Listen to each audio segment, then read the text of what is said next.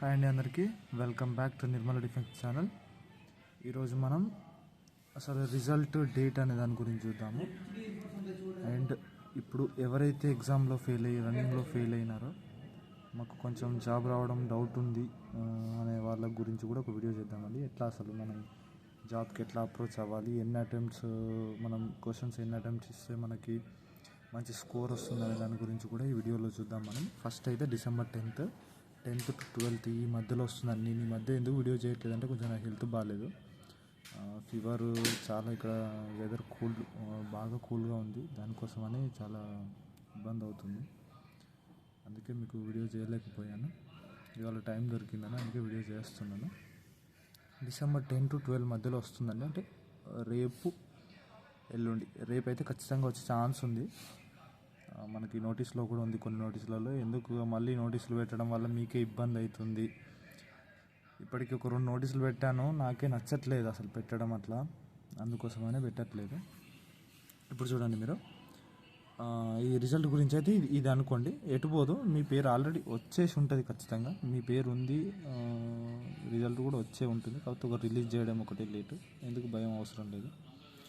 ఎవరికైతే బ్రదర్ మేము ఎగ్జామ్లో ఫెయిల్ అయ్యాం, ఫస్టే మేము పీఈటీ పిఎస్టీలో పాస్ కాలేకపోయాను, ఎగ్జామ్లో పాస్ అయ్యి పీఈటీ పిఎస్టీలో పాస్ కాలేకపోయాను. ఇంకొంతమంది ఫైనల్ మెరిట్ లిస్ట్లో మా పేరు ఉండే ఛాన్స్ లేదు, మాకు చాలా తక్కువ మార్క్స్ వచ్చినాయి, అంటే ఉన్న పీఈటీ పిఎస్టీ కట్ ఆఫ్ కన్నా మాకు ఒక 2 మార్కులు 3 మార్కులు మాత్రమే ఎక్కువ ఉంది, 1 మార్క్ మాత్రమే ఎక్కువ ఉంది అనేవాళ్ళు ఒక్కసారి నేను చెప్పే ఈ ప్లాన్ చూడండి. మనకి యాక్చువల్గా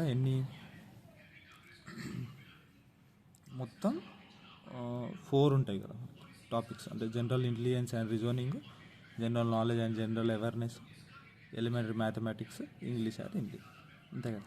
ఈ 4 మనకి 20 మార్క్స్, మొత్తం 80 మార్క్స్ ఉంటాయి. ఇంటూ 2 చేస్తే 160 మార్క్స్కి ఎగ్జామ్ పెడతాడు, 1 అవర్ టైం ఉంటుంది. యాక్చువల్గా అసలు మనకు సేఫ్ స్కోర్ అంటే ఎంత? సేఫ్ స్కోర్ ఇప్పుడు మనకు ఒకవేళ మన తెలుగు రాష్ట్రాలలో టీఎస్లో కానీ ఏపీలో కానీ ఒక నార్మల్ వ్యక్తికి జాబ్ రావాలి SSSGDలో అంటే మనకి ఎన్ని మార్క్స్ రావాలి? యాక్చువల్గా మనకి రావాల్సిన మార్క్స్ ఒక 100+ ఉంటాయి, 90 to 100, అంటే కేటగిరీని బట్టి. ఒకవేళ కేటగిరీలో SC ST వీళ్ళకైతే 90 వరకు, ఓబీసీ అయితే 90 పైకి, 100 లోపు, అంతే కదా. ఓబీసీ అయితే 100 వరకు, అప్ టు 100. మనకి జనరల్ వాళ్ళకైతే 110 వరకు, అంతే కదా. ఈ ఏరియాలో ఉంటే ఖచ్చితంగా ఏదో ఒక జాబ్ వస్తుంది, మనకు తెలుసు. ఇప్పుడు మీరు కూడా ట్రెండ్ చూడండి, లేకపోతే మీరు ఓల్డ్ మనకి కట్ ఆఫ్స్ ఉంటాయి కదా, 2022 కాంచి చూసుకుంటారండి. మీకు మూడు కనీసం పాస్ట్ 3 కట్ ఆఫ్స్ మీరు గమనిస్తే మీకు అర్థమైపోతుంది అసలు ఎంతలో జాబ్ వస్తుంది, ఏం జరుగుతుందని. ఇప్పుడు ఒక 55% నుంచి, అంటే మనకు 90 మార్క్స్ వస్తే ఆల్మోస్ట్ 56% ఏమో ఉంటుంది. 100 మార్క్స్ అంటే 62.5, అంటే ఇంతకు మించి ఎక్కువ కట్ ఆఫ్ ఉండదు మన తెలుగు రాష్ట్రాలలో, అంత ఎక్కువ కూడా పెట్టాడు. అయితే మనం ఎన్ని క్వశ్చన్స్ అటెంప్ట్ చేయాలి? ఇప్పుడు ఎన్ని క్వశ్చన్స్ అటెంప్ట్ చేస్తే మనకు 100 వరకు? ఇప్పుడు ఒకటి ఆలోచించండి మీరు, మనకు మొత్తం 80, అంతేనా? 80 క్వశ్చన్స్లో మనకి ఇంటూ 2 చేస్తున్నాడు, కరెక్టే. యాక్చువల్ కొంతమంది ఏం చేస్తారంటే, ఇప్పుడు నీకు 90 మార్క్స్ రావాలంటే ఓన్లీ 90 వరకు అటెంప్ట్ చేసి వస్తారు, అర్థమైంది? ఇప్పుడు 90 వరకు అటెంప్ట్ చేయాలంటే 45 క్వశ్చన్స్, ఓన్లీ 45 అటెంప్ట్ చేసి అయిపోయింది నాకు, నేను 45 వరకు అటెంప్ట్ చేశాను, ఇంటూ 2 నాకు 90 అయిపోతుంది, జాబ్ వస్తుందని ఫీలింగ్లో ఉంటారు. సపోజ్ కొంతమంది 50 అటెంప్ట్ చేస్తారు. ఇట్లా ఏమవుతుందంటే ఇక్కడ వాళ్ళు ఎంత బాగా చదివినా, ఎంత పర్ఫెక్ట్ అయినా ఖచ్చితంగా ఎంతో కొంత మిస్టేక్ చేస్తారు. 45లో కనీసం 5 అయినా మిస్టేక్ అవుతుంది. నేను 44 కూడా కాదు, కనీసం 5 ఖచ్చితంగా మీరు యావరేజ్గా క్యాలిక్యులేషన్ చేసుకుంటే ఒక 5 మిస్టేక్స్ అయినా ఉంటాయి ఖచ్చితంగా. అంటే మీకు 5 మిస్టేక్స్ పోతే, ఇక్కడ ఆల్రెడీ మనకు చెప్పాడు నెగిటివ్ మార్కింగ్ 0.25 అని. 0.25 నెగిటివ్ మార్కింగ్ పోతే మనకి ఆల్రెడీ 5 మీరు మిస్టేక్ చేసి వచ్చారు, అంటే మీరు ఓన్లీ 40కి అటెంప్ట్ చేసినట్టు, 80లో నుంచి మీకు పోయినట్టే కదా మళ్ళీ నెగిటివ్ మార్కింగ్. మీకు రాదు కదా, మీరు కట్ ఆఫ్ రీచ్ కావట్లేదు కదా. మీరు ఎప్పుడైనా మీరు అనుకున్న స్కోర్కి, సపోజ్ మీరు 90 to 100, సపోజ్ మీరు 100 పైకి నాకు ఒక 110 రావాలి సేఫ్ సైడ్లో అనుకున్నారంటే, ఇప్పుడు 110 అంటే 55 into 2 కదా, అంటే 55 క్వశ్చన్స్ అటెంప్ట్ చేస్తే 110 వస్తుంది. అంటే మీరు ఒక 60 క్వశ్చన్స్ వరకు అటెంప్ట్ చేసేవి రావాలి ఎప్పుడైనా. అర్థమైందా నేను చెప్పేది? మీకు క్లారిటీగా అర్థం చేసుకోండి. ఒకసారి మళ్ళీ వీడియోని చూడండి నేను ఎందుకు చెప్తున్నాను. ఎవరైనా కరెక్ట్గా ఎవరు ఎప్పుడు పెట్టరు. మీరు ఎంత చదువుకున్నా ఏం చేసినా కొన్ని టైం వేస్ట్ క్వశ్చన్స్ ఉంటాయి, కొన్ని హార్డ్ క్వశ్చన్స్ ఉంటాయి, కొన్ని ఈజీ క్వశ్చన్స్ ఉంటాయి. అర్థమైంది అనుకుంటాను మీకు. అలాంటి క్వశ్చన్స్ని మీరు టైం మనకి మళ్ళీ 60 minutes మాత్రమే ఇచ్చారు. 60 minutes అంటే 80 క్వశ్చన్స్, అంటే మీకు ఒక్కదానికి 1 minute కూడా రావట్లేదు. అట్లాంటప్పుడు మీరు ఎట్లా అటెంప్ట్ చేస్తారు? కొన్ని ఖచ్చితంగా మనకు ప్రతి పేపర్లో ఈజీ, మీడియము, హార్డ్ పక్కా ఉంటుంది. ఒక పేపర్ని కన్సిడర్ చేయాలంటే ఈ 3 కేటగిరీస్ పక్కా ఆ పేపర్లో ఎవరైతే పేపర్ని రెడీ చేస్తారో వాళ్ళు పక్క ఇస్తారు. మాకు నార్మలైజేషన్ అని ఎట్లా కలుస్తుంది? పేపర్ అసలు ఎట్లా వచ్చింది, ఎక్కువ క్వశ్చన్స్ హార్డ్ వస్తే హార్డ్ వచ్చినట్టు, ఎక్కువ క్వశ్చన్స్ మీడియం వస్తే నార్మల్గా వచ్చినట్టు, ఎక్కువ క్వశ్చన్స్ ఈజీగా వస్తే ఈజీగా వచ్చినట్టు. ఈ యొక్క అంటే క్రైటీరియాని బేస్ చేసుకొని మనకు నార్మలైజేషన్ ఎక్కువ కలవాలా తక్కువ కలవాలా అనేది ఉంటుంది. నాకు నార్మలైజేషన్ ఒకప్పుడు 8 marks కలిసింది, మా ఫ్రెండ్కి 12 marks కలిసింది. దాని గురించి కూడా ఒక వీడియో చేస్తాను. నార్మలైజేషన్ గురించి కూడా మా దాంట్లో ఒకటి చెప్పాను నిన్న, మార్క్స్కి సంబంధించి. ఒకసారి అది కూడా చూడండి. దీనికి మేము క్లారిటీ వచ్చింది అనుకుంటాను నేను.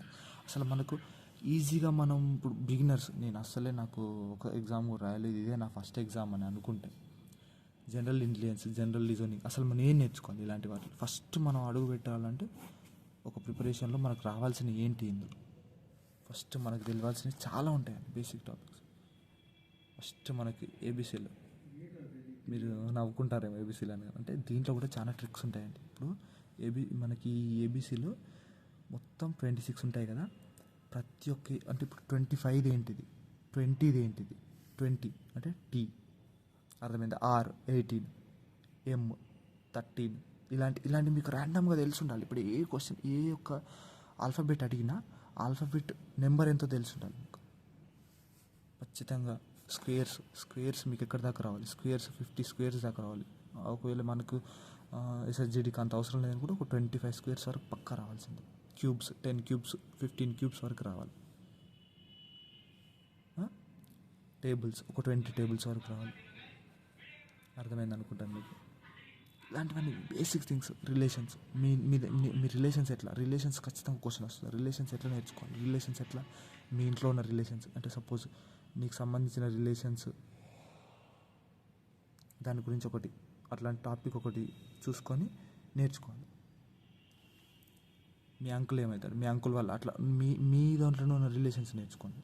తర్వాత ఇంకేముంటాయి మనకి చెప్పేశాను. రీజనింగ్లో మనకి జనరల్ అవేర్నెస్లో ఒక మంచి టాపిక్ మనకు ఖచ్చితంగా డేట్స్ గురించి అయితే ఒకటి అడుగుతాడు. డేట్స్ గురించి అడిగినప్పుడు మనం ఎట్లా నేర్చుకోవాలి? డేట్స్ ఎట్లా నేర్చుకోవాలంటే మీరు డైలీ 365 days మనకు ప్రతి డే ఒక్కొక్క స్పెషల్ ఉంటుంది మన డేలో. అంటే మనం ఇప్పుడు ఈరోజు ఏంటి, రేపేంటి, అలాంటి డేని స్టేటస్ పెట్టుకోండి. మీరు వాట్సాప్ ఉంటుంది కదా మన అందరికీ. ఈరోజు స్పెషల్ ఏంటి, తెల్లారి లేవగానే మీకు ఫస్ట్ గుర్తుకొచ్చేది ఈ డే స్పెషల్ ఏంటి, ఆ డేని వాట్సాప్లో స్టేటస్ పెట్టుకో, మీకు గుర్తుండిపోతుంది డైలీ. ఎందుకంటే ఖచ్చితంగా వాట్సాప్ని మనం డైలీ ఒక 2-3 times ఓపెన్ చేస్తూ ఉంటాం. అలా మీరు చూసుకోండి, ఆ డే ఏంటో తెలుసుకోండి, అయిపోతుంది. ఇలాంటి చిన్న మనం చూసుకుంటూ ఉంటే మనకి ఈజీగా వస్తూ ఉంటుంది. ఫస్ట్ మనం ఎలిమెంటరీ మ్యాథమెటిక్స్లో మనం నేర్చుకోవాల్సింది ఏంటి? పర్సంటేజ్ నేర్చుకుంటే ఖచ్చితంగా మనకు చాలా హెల్ప్ అవుతుంది. మీరు ఇంగ్లీష్ ఖచ్చితంగా మీరు మూవీస్ కానీ ఇంగ్లీష్ ద హిందూ పేపర్ చదవండి. డైలీ ఒక 2 పేపర్లైనా చదవడానికి ట్రై చేయండి. చదవండి అంతే. మీరు ఇంగ్లీష్ని ప్రత్యేకంగా నేర్చుకోవాల్సిన అవసరం లేదు. హిందూ పేపర్ ఉందా, ద హిందూ కానీ ద ఇండియన్ ఎక్స్ప్రెస్ కానీ ఇలాంటి పేపర్స్ మీకు ఆన్లైన్లో దొరుకుతూ ఉంటాయి. చదువుకోండి డైలీ ఒక 2-3 పేపర్లు చదవండి. దాంట్లో ఉన్న మెయిన్ హెడ్లైన్స్లు ఏంటి, దాంట్లో ఉన్న మెయిన్ టాపిక్స్, ఎడిటోరియల్ పేపర్ ఉంటుంది, అలాంటివి చదవండి. మీకు కరెంట్ అఫైర్స్ కవర్ అవుతాయి, ఇంగ్లీష్ కవర్ అవుతాయి. ఇలాంటి చిన్న టాపిక్స్, ఇలాంటి చిన్నవి మీకు చాలా మార్క్స్ని గెయిన్ చేయడానికి చాలా హెల్ప్ చేస్తాయి. వీడియో నచ్చిందని నేను అనుకుంటున్నాను. వీడియో నచ్చితే అందరూ లైక్ చేయండి, షేర్ చేయండి. మీ రిలేటివ్స్ కానీ మీ ఎవరైతే పోలీసు అంటే జాబ్స్కి రావాలనుకుంటారో ఇలాంటి వీడియోస్ని కొంచెం షేర్ చేయండి. Thank you so much. జై హింద్.